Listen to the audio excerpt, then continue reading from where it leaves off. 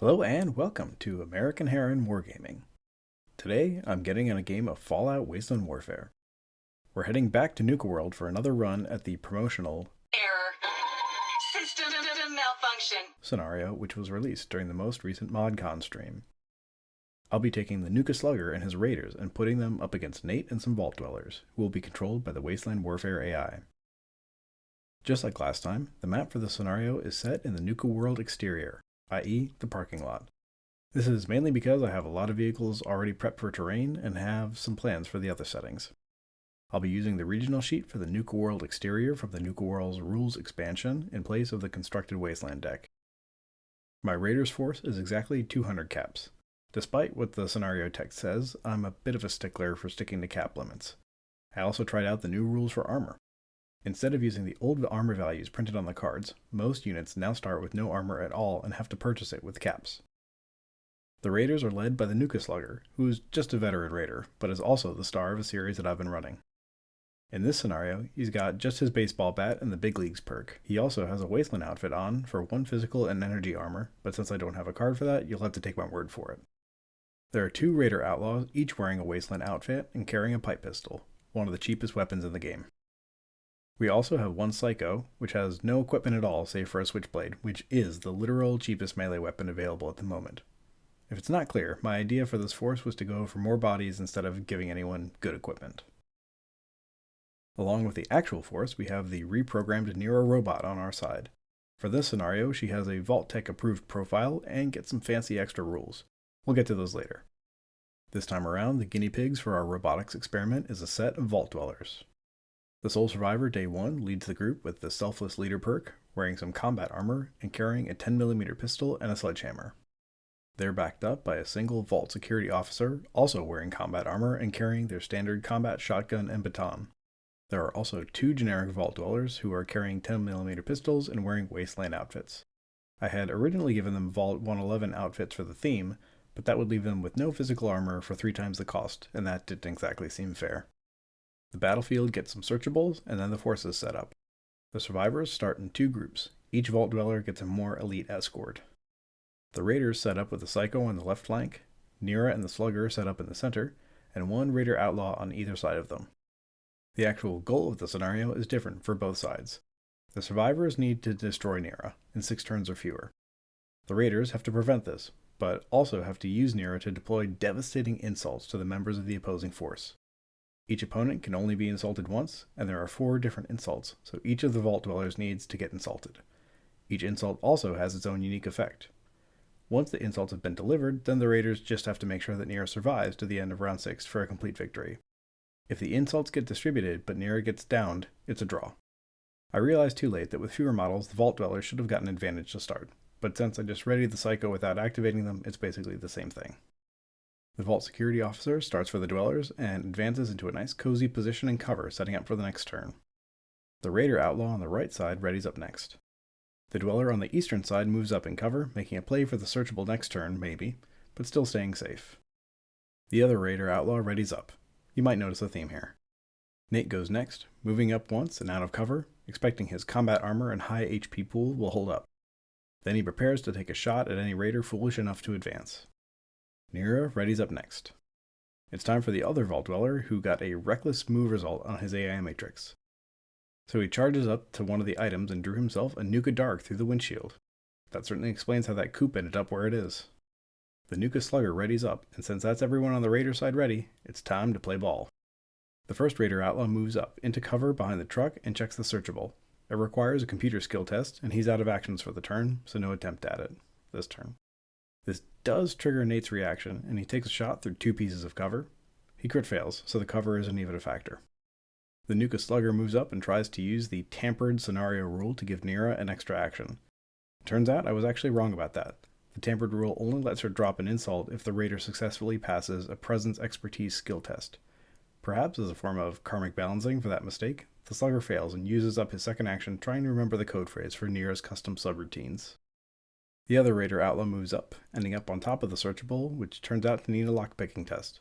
Much like his counterpart on the other side, he's out of actions, so leaves the test behind for now. The Psycho moves up along the flank. We don't want to engage any of the Vault Dwellers yet, because if we knock any out before they get insulted, then we won't be able to achieve our objective. Which now makes me wonder if there's some merit to the idea of having the defenders of this scenario bring grenades or something, and frag one of their own members before the raiders can insult them, thus denying them their main objective.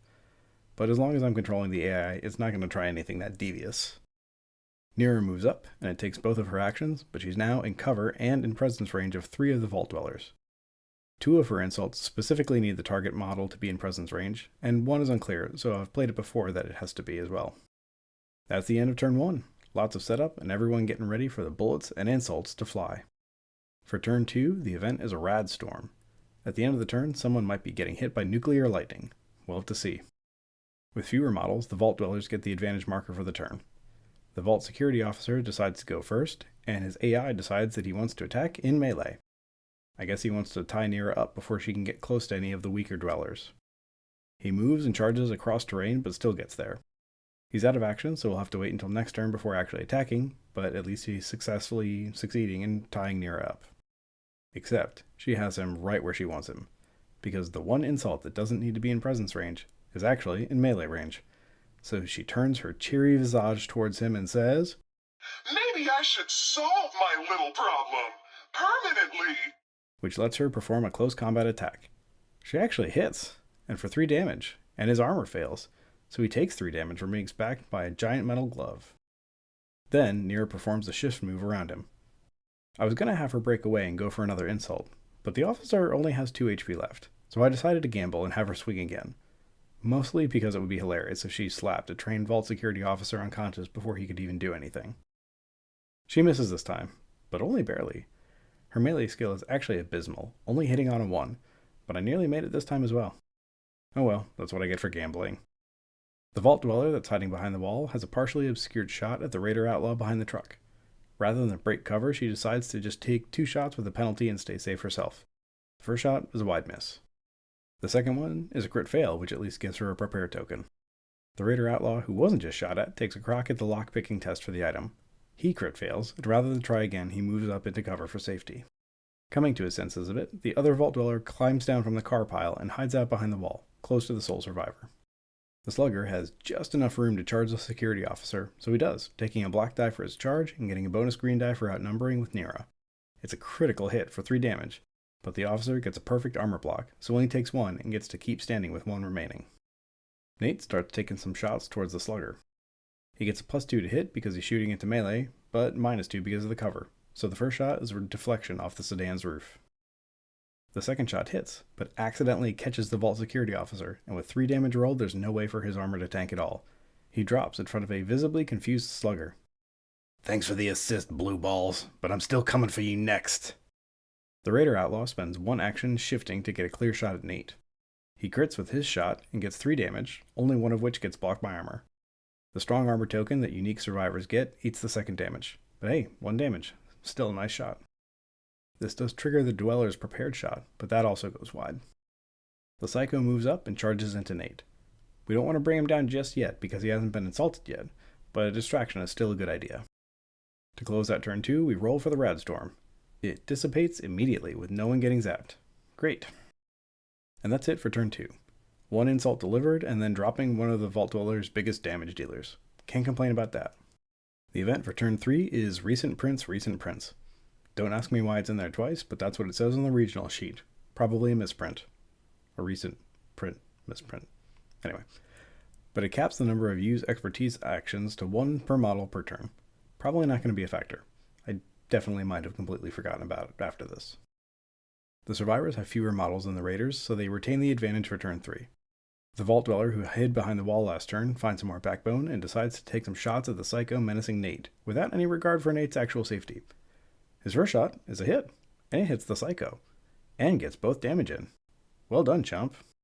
Astonishingly, his second shot is also a hit, which catches the Psycho, and the big 4 damage roll goes completely unblocked, so the Psycho drops. No one expected him to do it, but this Dweller is an early contender for MVP. However, it's the Raiders' turn, which means that N.i.r.a is up next. Her piercing gaze turns to Nate, and she says, "You miserable, dung-sniffing dirt scratcher!" which is unsettling enough that it gives him a stun token for the turn. For her second action, Nira goes in search of some more hapless victims, park guests, in need of assistance. With 2 enemy units in presence range, the other dweller decides to flee to a safer location. Can't say I blame her. Making good on his threat, the Nuka-Slugger charges Nate and swings hard with his baseball bat, ending up with 3 damage. The combat armor holds and blocks 2 of that though, so only a single point chips in. But hey, that's 1/3 of Nate's health gone, which isn't bad progress. After shrugging off his stun, Nate swings back at the Slugger with his sledgehammer, but the Slugger ducks at just the right moment to avoid catching it in the temple, so that's a miss. The Raider Outlaw, hiding safely behind cover, takes a pair of shots in Nate's direction, hoping to help out his boss the way the Dweller just demonstrated. His first shot is a solid 3 damage hit, but ends up catching the Slugger, whose armor fails, and takes them all. "Watch your friggin' shots, jabroni!" he shoots back. The -2 penalty for shooting through terrain is offset by the +2 bonus for shooting into melee combat, so the second shot also lands. Unfortunately, it also hits the Slugger instead of Nate. This time his armor saves 1 damage, but taking another pair leaves him with just 2 left and a disposition which is even somehow more sour than usual.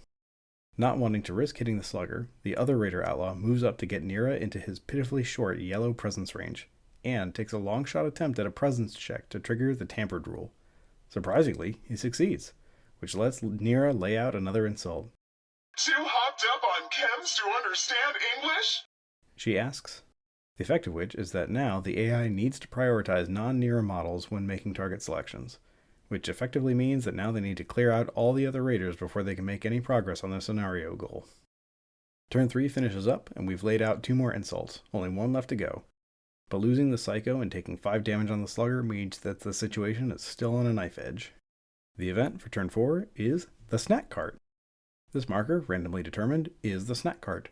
The next time anyone interacts with it, they get a bonus food item along with the item from the test, though this is a bit out of the current field of engagement, so it's not likely to get utilized.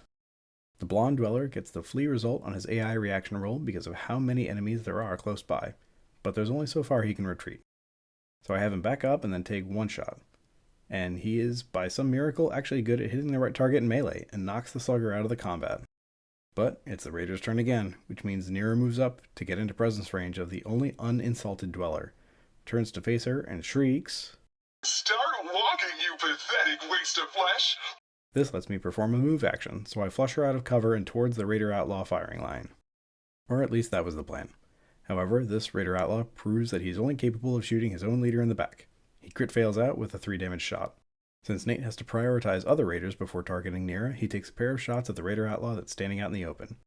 The first shot is a crit fail, possibly because his nerves were rattled by n.i.r.a.'s latest issuance. His second shot is also a miss. Maybe he's a bit distracted with n.i.r.a. hanging out right over his shoulder. The Raider Outlaw in red takes another pair of shots into the exposed Vault Dweller. The first shot is a near miss. The second one is a less near miss. Seriously, is he sandbagging this? After that astounding reprieve, the Dweller hops back into cover and takes another shot at the Raider Outlaw that Nate was firing at. I rolled the wrong dice pool, but even if she'd gotten a -3 on the green die, it still would have been a miss. I was just astounded at rolling double damage. Rather than retreat to the safety of cover, that Raider Outlaw takes 2 shots at Nate, hoping to drop him before he can get another volley off. His first shot is a crit hit, but the 2 damage deflects off of Nate's combat armor. Thrown off by how that crit was deflected, his second shot is a near miss. Well, the good news is that all 4 insults have been delivered, so now we can't lose. n.i.r.a. won't be a target until the 2 Raider Outlaws drop, so we're on good track to keep her alive until the end of turn 6. However, losing the Slugger isn't great, and the Dwellers seem to be a bit more accurate with their guns than we are, and now we've got an even model count. The event for turn 5 is simply quiet. All reactions get a +2 bonus, which effectively means that they take no penalty for being reactions. Since the model count is now even, and the Vault Dwellers had it last turn, advantage passes to the Raiders. The Raider Outlaw holds firm and keeps rounds going downrange into Nate.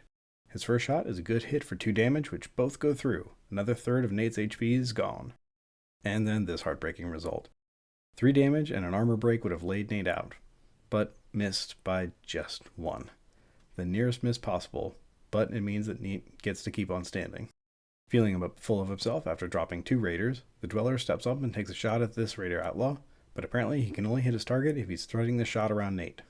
Knowing that she won't be Nate's target this turn, n.i.r.a.'s combat subroutines kick in. Are you finished wasting my time, you filthy low-life scabber? 'Cause I'm getting bored, and when I get bored, I get violent. She charges into Nate, but her enthusiasm vastly outstrips her combat skills, so her giant metal mitt slices through empty air. It does force Nate to spend an action disengaging before he can fire at the Raider Outlaw, though, even though the parting blow is a similarly pathetic miss. Even at point-blank range, the combination of battle fatigue and robot-induced tinnitus forces Nate to miss his shot. The other Raider Outlaw takes a shot at closing Nate out. His first shot is a near miss. His gun jams on the second shot and crit fails. Or maybe he just claims that it did. At this point, I'm not even sure he's on our side. The other Dweller decides to show everyone how to do things and gets a point of damage onto the Raider Outlaw, who isn't a coward. However, her exemplar status is quickly lost as she misses her second shot. A lot of attacks flew in turn 5, but not too many hit home. This is good news for us, at least, because it means that n.i.r.a will likely survive the next turn. The event for turn 6 is Runaway Brahmin? That's right. Just like last time, a Brahmin pops out of the bus she'd been hiding in and takes off, dropping crates as she goes. But at this point, it doesn't seem like it's going to make a difference. Still tied on Mal count, the Vault Dwellers get to take the advantage back for the final turn. I decided that it's really unfair to the AI that one insult means that n.i.r.a gets to effectively push the scenario goal behind a wall of Raider bodies for the rest of the game. So like last time I played the scenario, I modified it to only last to the end of the next turn. So now the Dwellers are free to attack her, which they do. However, Nate's first shot is a crit fail. His second goes wide as well. 1 out of 3 down. Good start for us. You want the truth about Nuka-Cola? It's toxic swill that'll rot your teeth out, but you imbeciles gulp that poison sludge by the bottle.